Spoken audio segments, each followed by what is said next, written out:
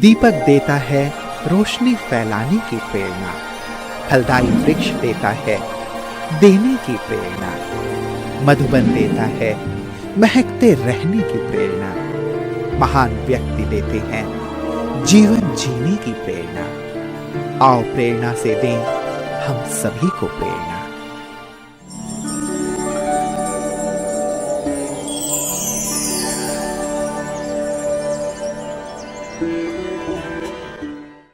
कुमारहट्टी कसौली हिमाचल राज्य का एक मुख्य पर्यटक स्थल है जो अंग्रेजों के द्वारा विकसित किया गया है।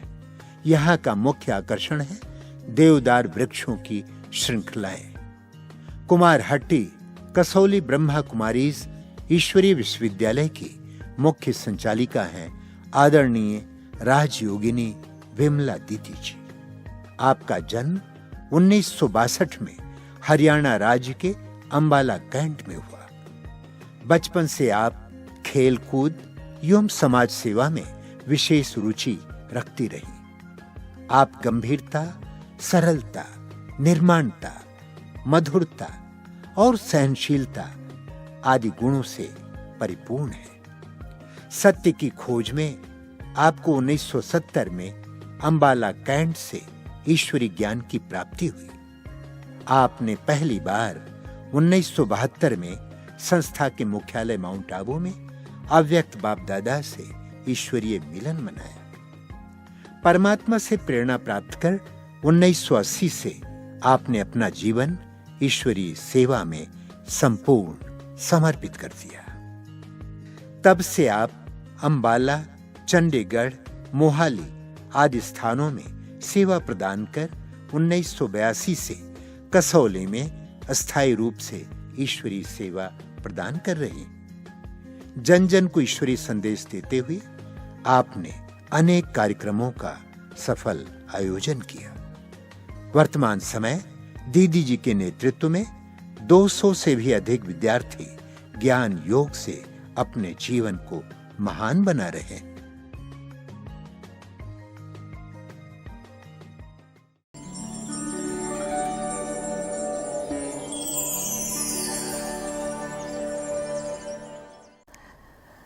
बचपन से ही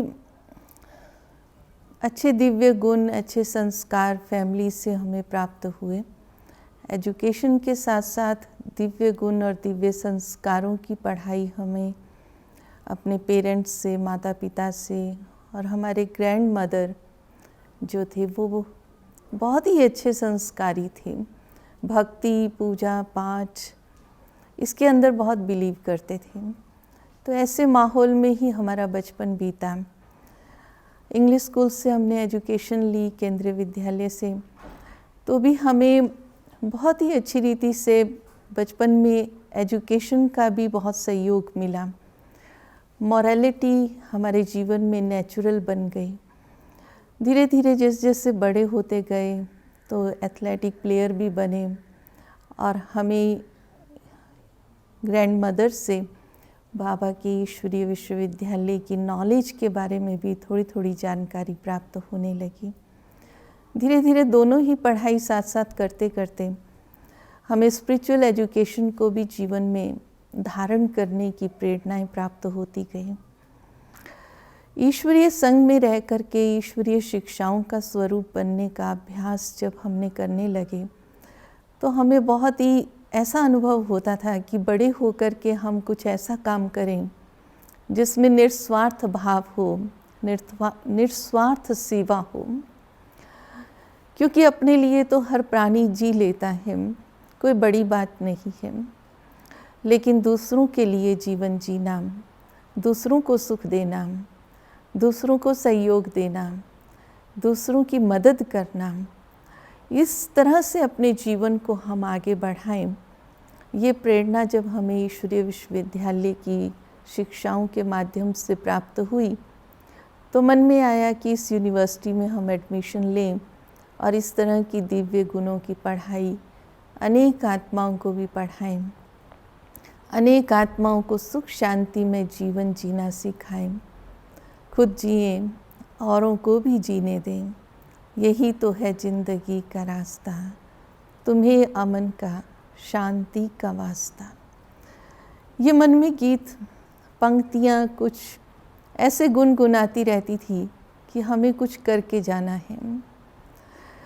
तो ये प्रेरणा जब हमें समर्पित जीवन में हम आए तो हमें ये जीवन जीने की प्रैक्टिकल धारणाएं प्राप्त हुई, संग मिला। दादी दादी गाए दिल, दादी दादी गाए दिल ये हमारा, कोई नहीं तुम सा प्यारा, कोई नहीं तुम सा प्यारा।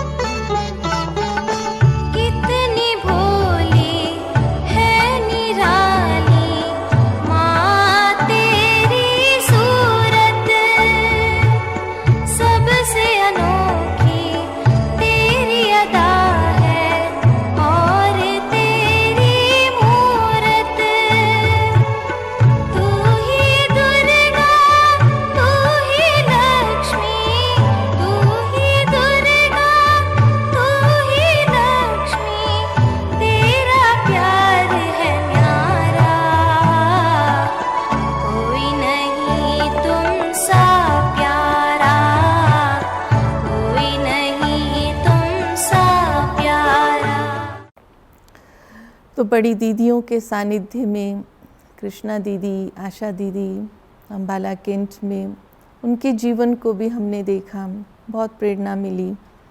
चंडीगढ़ में अचल दीदी के सानिध्य में रहे तो उनसे भी हमें बहुत पालना मिली, बहुत प्रेरणाएं प्राप्त हुई। उनके सानिध्य में रह कर के हमें दादियों के संग में रहने का भी शुभ अवसर प्राप्त हुआ। चंद्रमणि दादी तो ऐसा देख करके बोलते थे कि अनेक आत्माओं का कल्याण करने के लिए अगर आगे कदम बढ़ाएंगे तो अगर 12 कन्याएं आप निकालेंगे तो आपको अंगूठी पहनाएंगे। तो लक्ष्य अंदर में आया, अंगूठी का लालच नहीं आया, लेकिन दादी की मन के भाव को मन ने कैच किया कि दादी मुझसे क्या चाहते हैं। तो उन मन में ये लक्ष्य लेकर अनेक कन्याओं का जीवन बनाया। बाबा ने 50 कन्याओं को ट्रेनिंग दिलवाई, मुझे निमित्त बनाया। अचल दीदी के माध्यम से जो भी चंडीगढ़ में कन्याएं आती थी उनको दीदी जी हमारे पास कसौली भेजते थे कि ट्रेनिंग करके आएँ और सब कुछ सीख करके आएँ, एक आदर्श ब्रह्मा कुमारी बन कर के आएँ। तो ये शुभ अवसर भी प्राप्त हुआ। धीरे धीरे जब दादियों के सानिध्य में गए तो बड़े दादी जी प्रकाशमणि दादी के पास बैठे तो दादी जी ने कहा कि देखो, सबसे बड़ी प्रेरणा है बड़ों का आदर करके चलना। तो आदर भाव से जितना हम किसी का दिल जीत सकते हैं उसी के माध्यम से हम दुआएं प्राप्त कर सकते हैं। तो जीवन में कदम कदम पर दुआएं भी बहुत प्राप्त होती चली गई और उन दुआओं के आधार से जीवन आगे बढ़ता चला गया।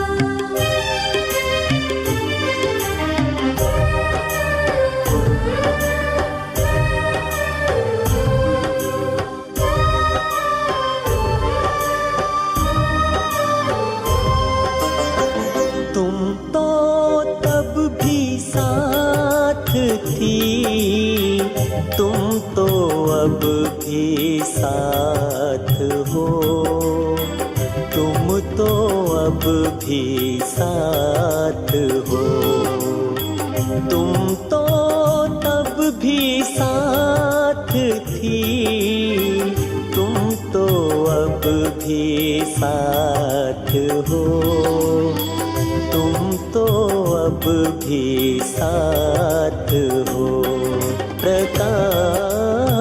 स्तंभ बन के दादी, प्रकाश स्तंभ बन के दादी, दे रही प्रकाश हो। तुम तो तब भी साथ थी, तुम तो अब भी साथ हो, तुम तो अब भी साथ हो।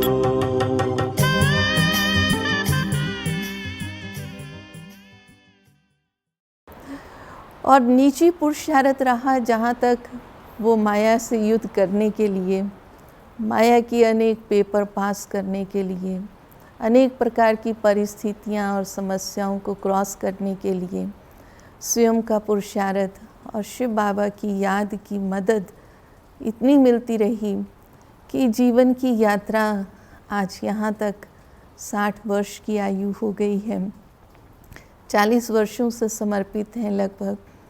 तो ये जीवन का सफ़र यहाँ तक पहुँच गया।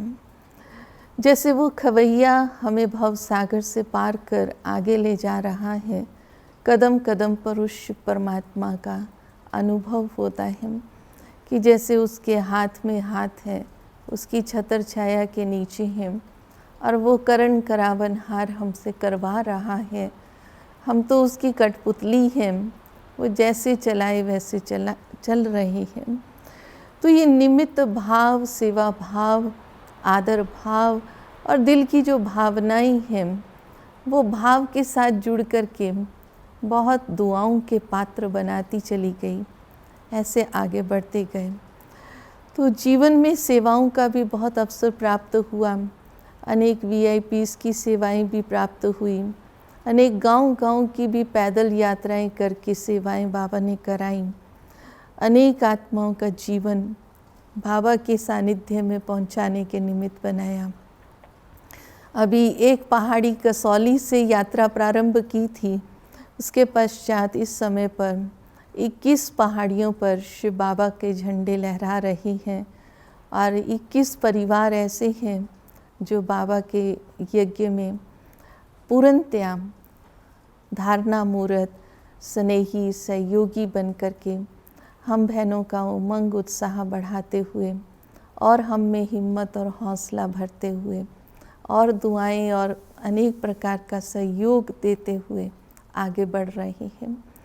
तो बाबा का बहुत दिल से थैंक्स निकलता है कि शिव बाबा हम बच्चों के माध्यम से एक नए विश्व का निर्माण किस प्रकार से करा रही हैं।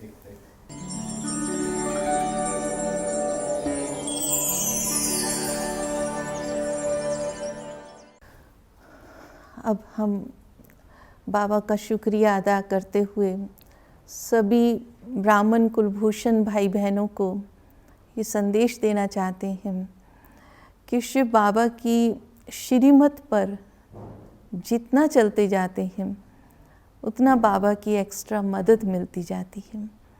अमृत वेला जितना पावरफुल रखते हैं, दिनचर्या में जितना शुद्ध भोजन का ध्यान रखते हैं, अपने कर्मों पर अटेंशन रखते हैं, दिव्य गुणों को लेकर के हर पल हर घड़ी दिन भर की दिनचर्या में प्रयोग करते रहते हैं और पवित्रता को अपने जीवन का फाउंडेशन बना करके चलते हैं, उतना बाबा की एक्स्ट्रा मदद, एक्स्ट्रा ब्लेसिंग्स कदम कदम पर अनुभव होती है।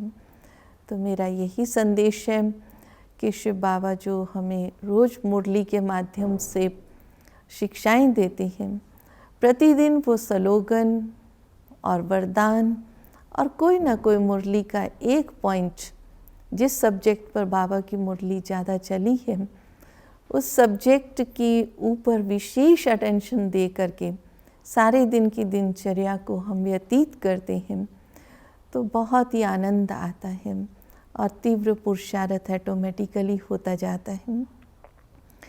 क्योंकि सबसे बड़ी चीज़ तो स्वयं के पुरुषार्थ की है, स्वयं पर अटेंशन मेंटेन रखने की है।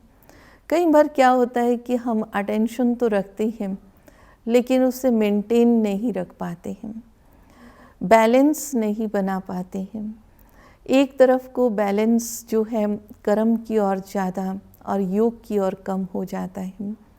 तो वो जो डबल अटेंशन रखने की आदत कहें, अभ्यास कहें, जितना वो हम अपने ऊपर रख कर के चलते हैं तो धारणाएं करना बहुत इजी हो जाता है। और सबको आत्मिक दृष्टि से जब हम देखते हैं, सब मनियाँ हैं, मस्तक के बीच विराजमान हैं और शिव परमात्मा की रचना है। और हर एक आत्मा रूपी मणि के अंदर कितने 7 रंग के प्रकाश भरे हुए हैं।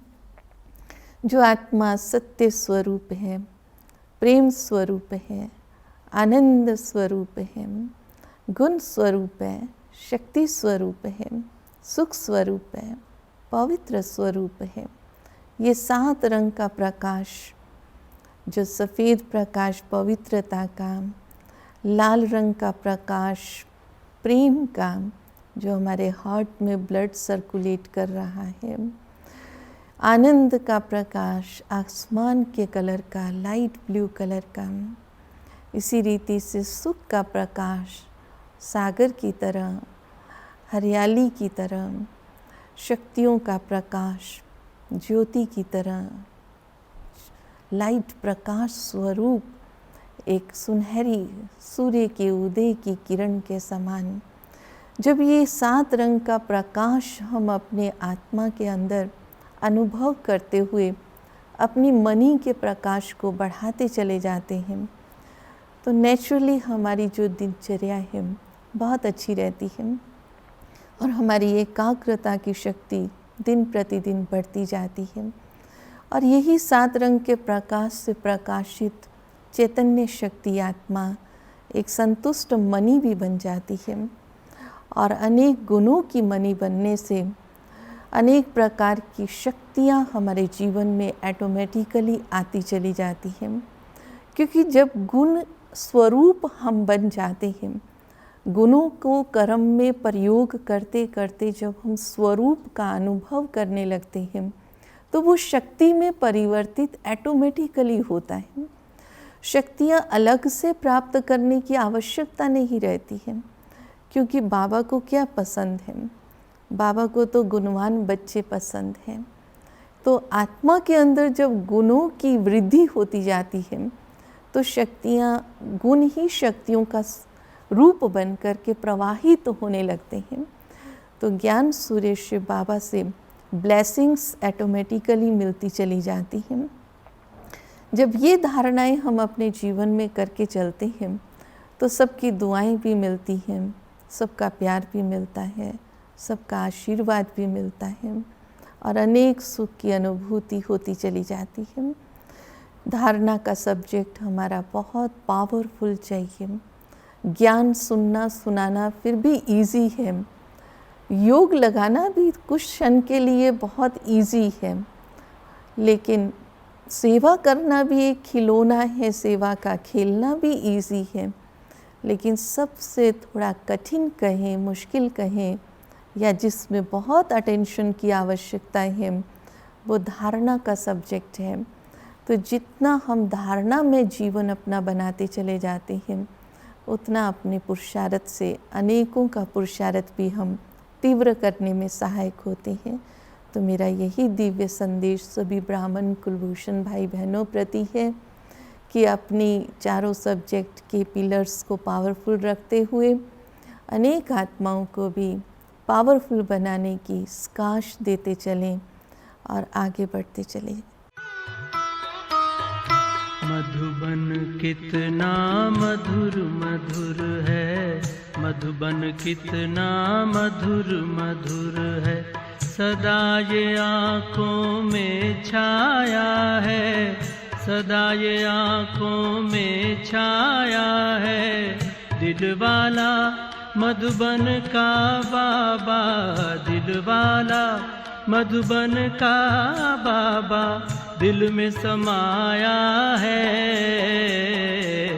मधुबन कितना मधुर मधुर है, मधुबन कितना मधुर मधुर है। परम पिता शिव रोज यहाँ आकर ब्रह्मा के तन में, परम पिता शिव रोज यहाँ आकर ब्रह्मा के तन में, मुरली की मीठी मीठी तान सुनाते, मुरली की मीठी तान सुनाते, नैनों से छलका सागर का प्यार, नैनों से छलका सागर का प्यार, भूलता है नित्य नया रंग, भूलता है नित्य नया रंग। बच्चों के जीवन में दिलवाला मधुबन का बाबा, दिलवाला मधुबन का बाबा दिल में समाया है। मधुबन कितना मधुर मधुर है, मधुबन कितना मधुर मधुर है।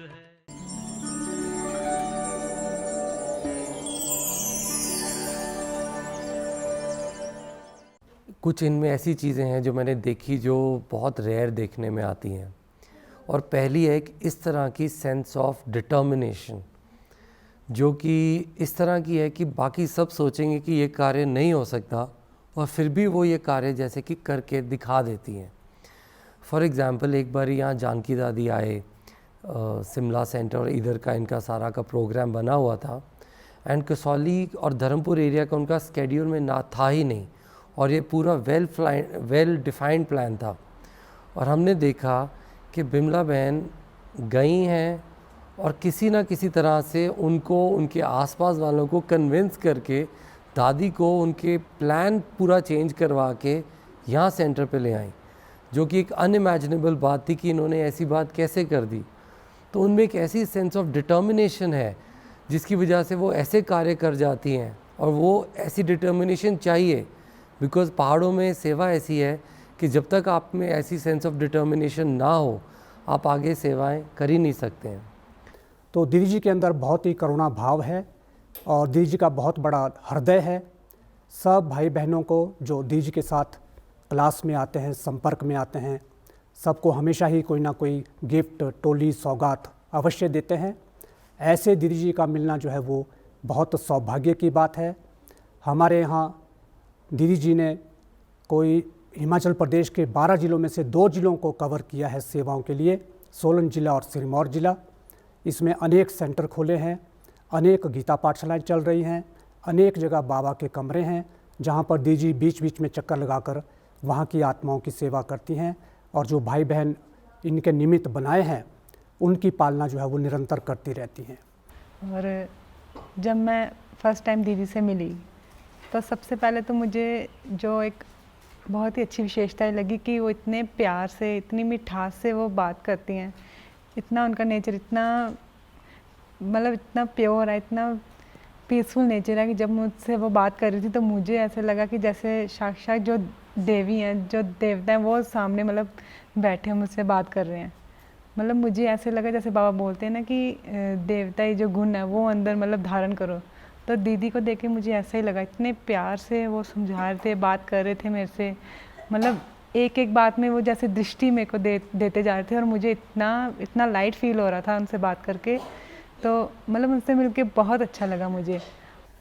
दीदी से हमने प्रेरणाएं ली कि हमें कोई भी परिस्थिति हो तो किस परिस्थिति में हमें कैसे जीना चाहिए, कैसे रहना चाहिए, परिस्थितियाँ आती हैं तो हमें कैसे उससे निपटारा करना चाहिए, जब भी कोई कारण आता है तो हमें उसका निवारण कैसे करना चाहिए।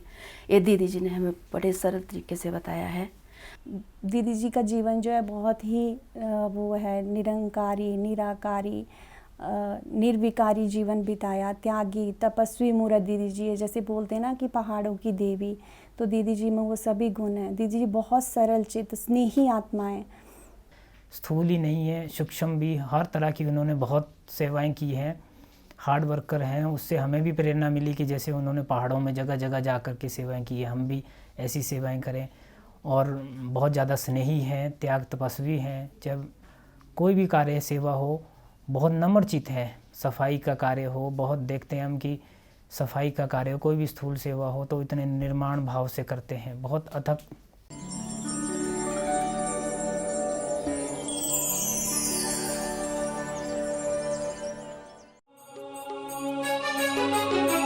मन पावन हो जाता है प्रभु आपसे करके बातें। मन पावन हो जाता है प्रभु आपसे करके बातें। सच में बड़ी ही दिव्य है, सच में बड़ी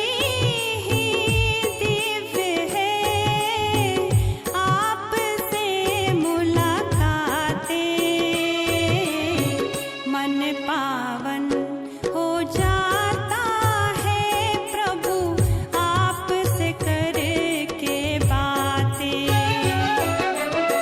मन पावन हो जाता है प्रभु आपसे करके बातें। अब जब आपसे बातें करूं मन करे गगन की सैर।